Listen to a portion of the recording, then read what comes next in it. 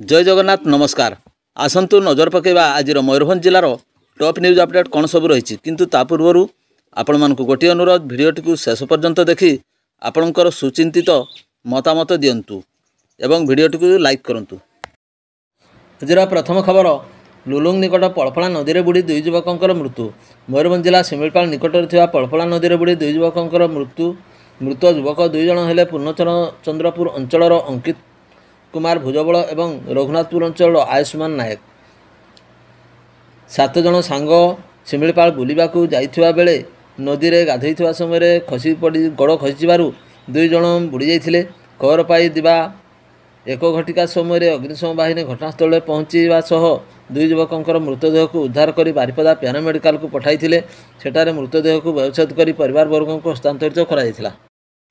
परवर्ती खबर नागरासल ग्राम में पानीय जल पाई हंतसंत ग्रामवासी। मयूरभंज जिला कुलियणा ब्लॉक नागरासल ग्राम में 30 रु अधिक परिवार 160 जन लोक जल कष्ट रोचंती। पानीय जल पाई निर्भर करचंती पड़ोसी राज्य पश्चिमबंग उपरे। गाँव में थिबा गोटे नलकूप अकामी होइथिबा बेले से नलकूपरू बाहरुची दूषित पानी। दीर्घ 15 वर्षरू ऊर्ध्व धरी असुविधार जीवन बिताउछंती सीमांत अंचलवासी। गाँवर सरपंच ठारू आरंभ करी सरकारी अधिकारी को गुहारी करी कौनसी समाधान बर्तमान सुधा हो पारि नहीं। ग्रामर गोटे नूतन नलकुंभ किंबा सोलार ओवरहेड टांकी व्यवस्था करने को दिवा 4 घटिका समय दाबी करछंती ग्रामवासी। तेबे एने कौनसी सरकारी अधिकारी प्रतिक्रिया मिल पारि नहीं। परवर्ती खबर कप्तिपदा ब्लॉकर विभिन्न स्थान में रज महोत्सव 2025 उद्घाटित। उदला विधायक योगदान। उदला निर्वाचन मंडली अंतर्गत तथा कप्तिपदा अंचल जामबणी पंचायतर बांकीशोल एवं खिलाड़ी ग्राम पंचायतर नछीपुर ग्राम पंचायत रे रज महोत्सव 2025 कार्यक्रम अनुष्ठित होइछि। तेबे एही कार्यक्रम गुड़िक रविवार दिन प्राय 5 घटिका समय उदला विधायक भास्कर मढ़ी अतिथि भाव जोग देइथिले। तेबे कार्यक्रम में विधायक लोकों सहित सामिल होई दली रे झुलुथबार दृश्य देखा मिली। परवर्ती खबर बेतनडी थाना खड़ीशोल पंचायत अधीन खड़ीशोल ग्राम में युवक दादन खटिबा को गुजरात जाइथिबा बेले सेठारे एक जलाशयरू रविवार युवकों मृतदेह पुलिस जबत करने खबर पाई रविवार अपराह्न 5टार मृतदेह आने को गुजरात गस्त कले स्थानीय लोक मैंने। मृतक जनक होउचंती करंजिया ग्रामर सुरेंद्र बेहरा पुओ जगन्नाथ बेहरा। जगन्नाथ गत फेब्रुआरी मास 2 तारिख में दैनिक दलाल प्ररोचन पड़ी अधिक टंका रोजगार लोभरे गुजरात एक मार्बल फैक्ट्री को काम करने जाइथिले। तेबे से काम करुवा मार्बल फैक्ट्री ठारू किसी दूर में थिबा एक जलाशयरू तांकर मृतदेह गुजरात पुलिस जबत करथिला। जगन्नाथकर मृत्यु खबर पाई तांकर मृतदेह आनिबा को रविवार अपराह्न स्थानीय अंचलर किछि लोक गुजरात अभिमुखे यात्रा करछंती।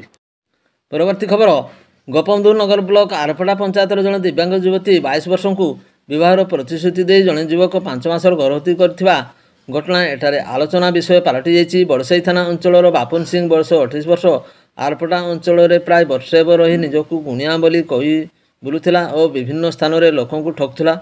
तेबे दिव्यांग युवती को विवाहर प्रतिश्रुति दे 7 मास हेब संपर्क रखी आसथिले। तेबे घटना संपर्क में युवतीर परिवार लोक मैंने जानिबा परे युवक यह जानिपारी सेठारू खसी पड़ जाइथिला। एने पीड़िता बापा खुंटा थाना रे लिखित अभियोग करिया परे पुलिस बापुन सिंह को गिरफ्त करिथिबा आईआईसी पंचारण महांती कहिसंती। परवर्ती खबर मयूरभंज स्टेट गड़जात राज्य राजा महाराजा द्वारा शासनाधीन रही बेले 1905 मसीह नैरगज रेलपथ बांगरीपोस्ट ठारू भाया बारिपदा बालेश्वर जिलार रूपसा रेल स्टेशन को संजोग करा जायथिला। यह ब्रिटिश नागपुर रेल कंपानी अधीन रे थिला। ताहा बेतनटी समेत 4टी स्थान में डाकबंगला प्रतिष्ठा करा जायथिला। कालक्रमे गड़जात 1949 मसीह ओडिशा स्टेट सहित मिश्रण होगा पर मयूरभंज जिलार मान्यता पाइबा सहित ओडिशा सरकार शासनाधीन है। राज्य में उआस ठारू समस्त कार्यालय एवं विचारालय कोर्ट कचेरी बैंक ट्रेजेरी जेलखाना विद्युत सेवा प्रिंटिंग प्रेस डाक्तरखाना ठारू विभिन्न कार्यालय राजांकर कोठाबाड़ी मयूरभंज जिला प्रशासन अधीन को चलीगला। राजांकर द्वारा प्रतिष्ठित 4टी डाकबंगला मध्य सरकार अधीन को आसला। 1952 रु 1925 मध्य केते केते जिलापाल नेता मंत्री विधायक सांसद गणी मात्र बेतनटी डाकबंगला अवहेलित अवस्था रही। जड़े सरकारी चौकीदार एठारे रक्षणाबेक्षण दायित्व अच्छा। एठारे मात्र 2टी प्रकोष्ठ 2टी ପୁରୁଣା କାଳିଆ ଶଯ୍ୟା ଟେବୁଲ ଖଣ୍ଡିଏ ବ୍ୟତୀତ ଆଉ କିଛି ସୁବିଧା ନାହିଁ। ପୂର୍ବତନ ମନ୍ତ୍ରୀ ଗୋଲଖ ନାୟକଙ୍କ ସମୟରେ ବଙ୍ଗଳାରେ କିଛି ନବୀକରଣ କରାଯାଇଥିଲା। 2ଟି ପ୍ରକୋଷ୍ଠରେ ଏସି ସହିତ ଅନ୍ୟାନ୍ୟ ସୁବିଧା ନଥିବା ହେତୁ ଏବେ ଏହି ଡାକବଙ୍ଗଳା କେହି ନେଉନାହାନ୍ତି। ବେତନଟି ଡାକବଙ୍ଗଳାଟି 100 ବର୍ଷ ତଳକୁ ଚାଲିଯାଇଥିବା ଅଞ୍ଚଳବାସୀ କହିଛନ୍ତି। ପରବର୍ତ୍ତୀ ଖବର, ଗାଁ ଗହଳିରେ ଅଧିକାଂଶ ଜମି ପଡ଼ିଆ ପଡ଼ୁଥିବା ବେଳେ ଏବେ ହଜିଗଲାଣି ଗୋରୁ ଗୁହାଳ। ଗୋଧୂଳି ବେଳାର ଶୁଭୁନି ହମ୍ବାରଡ଼ି। ଗୋମାତାଙ୍କୁ ଭୁଲିଗଲେଣି ଲୋକେ। କପ୍ତିପଦା ଉପଖଣ୍ଡରେ ଗାଈ ଗୋରୁଙ୍କ ସଂଖ୍ୟା କ୍ରମାଗତ ଭାବେ ହ୍ରାସ ପାଇବାରେ ଲାଗିଛି। ବିଭିନ୍ନ ସମସ୍ୟା ପାଇଁ ଏହି ସଂଖ୍ୟା କମୁଥିବା ବେଳେ ଉପଖଣ୍ଡରେ ଗୋଧନ ସଂଖ୍ୟା ଆଶାତୀତ ଭାବେ ହ୍ରାସ ପାଇଛି।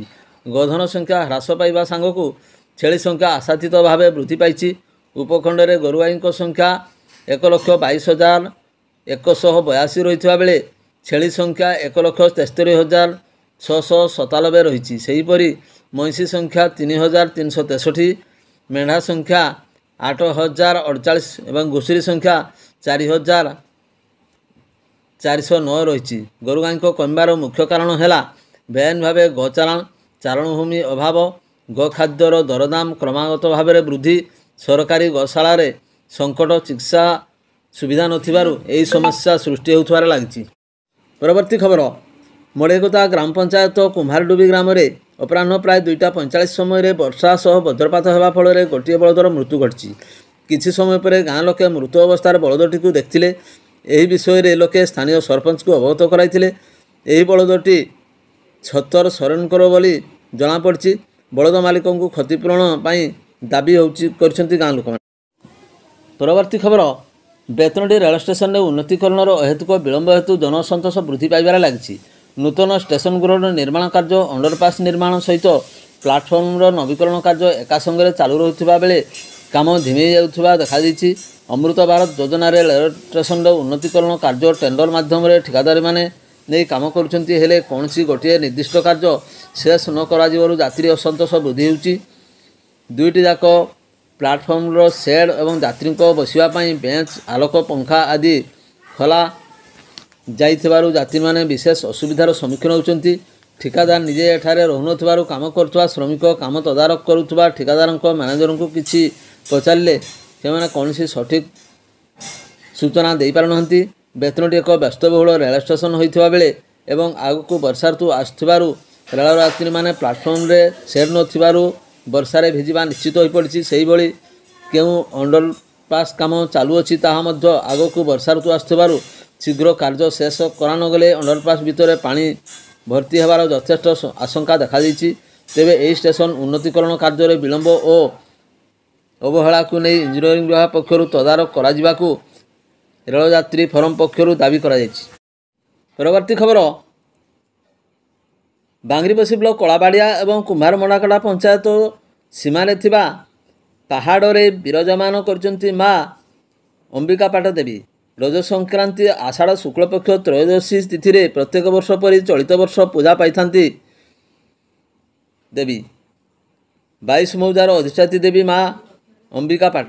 ଏହି ପାହାଡ଼ି ପୂଜାରେ 15,000ରୁ ଉର୍ଦ୍ଧ୍ୱ ଲୋକଙ୍କର ସମାଗମ ହୋଇଥିଲା। ବ୍ରାହ୍ମଣ ପୂଜାର୍ଚ୍ଚନା ପରେ ଦେହୁରୀ ପୂଜା କାର୍ଯ୍ୟ ଆରମ୍ଭ କରିଥିଲେ।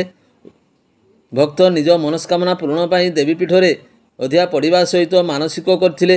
ବିଗତ 300ରୁ ଉର୍ଦ୍ଧ୍ୱ ସମୟ ଧରି ଏହି ପାହାଡ଼ରେ ଦେବୀ ପୂଜା ପାଉଥିବାରୁ ପାହାଡ଼ଟିକୁ ସ୍ଥାନୀୟ ଜନସାଧାରଣ ଅମ୍ବିକାପାଟ ପାହାଡ଼ି ନାମରେ ନାମିତ କରିଛନ୍ତି। ସ୍ଥାନୀୟ ଯୁବକଙ୍କ ଦ୍ୱାରା ସାଂସ୍କୃତିକ କାର୍ଯ୍ୟକ୍ରମ ସହିତ ମେଳାର ଆୟୋଜନ କରାଯାଇଥିଲା। ପ୍ରଥମ ଥର ଏହି ପୂଜାରେ ଭକ୍ତଙ୍କ ପାଇଁ ଅନ୍ନପ୍ରସାଦ ବଣ୍ଟନ କରାଯାଇଥିଲା। ଭିଡ଼ିଓଟିକୁ ଶେଷ ପର୍ଯ୍ୟନ୍ତ ଦେଖିଥିବାରୁ ଆପଣଙ୍କୁ ଅଶେଷ ଧନ୍ୟବାଦ।